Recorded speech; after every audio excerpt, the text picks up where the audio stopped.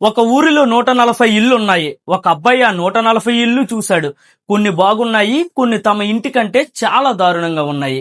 కానీ వాటిని పట్టించుకోలేదు. చివరికి తమను ఎప్పుడు కిందకి లాగాలని చూసే పక్కింటికి వెళ్ళాడు. అక్కడ పెద్ద హాల్, ఖరీదైన సోఫా, అందమైన ఇంటీరియర్ చూసి ఇంటికి వచ్చి తమ అమ్మను తిట్టడం మొదలు పెట్టాడు.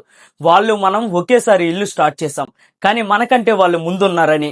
ఈ మాటలతో చివరికి ఇంట్లో వాళ్ళు కూడా అమ్మను గౌరవించడం మానేశారు. ఆమె చేసిన మంచి పనులు కనిపించకుండా లోపాలే కనిపించాయి. ఇంట్లో వాళ్ళే తమ అమ్మను తక్కువ చేసి మాట్లాడుతుంటే పక్కింటి వాళ్ళు ఊరుకుంటారా? వాళ్ళు కూడా ఆ లోపాలను ఊరంతా ప్రచారం చేశారు. దాంతో ఆ ఇంటి మీద ప్రజలకు నమ్మకం తగ్గిపోయింది. పెట్టుబడులు ఆగిపోయాయి, అవకాశాలు తగ్గిపోయాయి. చివరికి ఇల్లు బలహీనపడింది. ఇక్కడ ఆ అబ్బాయి అంటే నా అన్వేషణ, ఆ అమ్మ అంటే భరతమాత.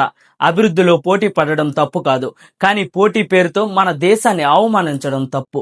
కులాల పేరుతో, మతాల పేరుతో కొట్టుకు చచ్చిపోతున్నామంటే బయట వాడేమనుకుంటాడు?